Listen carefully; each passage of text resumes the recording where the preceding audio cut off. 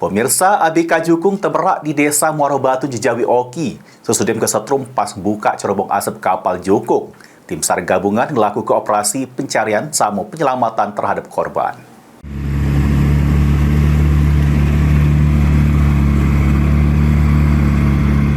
Penyisiran dilakukan tim SAR gabungan juru operasi pencarian sama penyelamatan terhadap Ruslan, 37 tahun, ABK kapal Jukung yang terberak pada Sabtu sore kemarin di Sungai Desa Muara Batun, Kecamatan Jejawi Oki.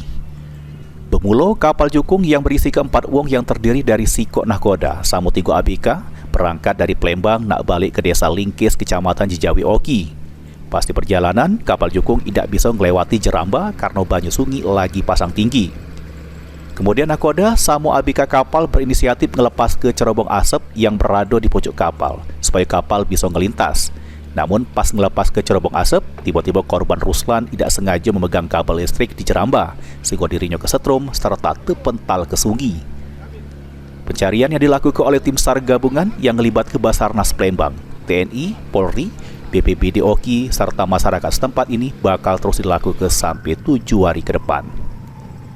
Mulyadi, PAL TV.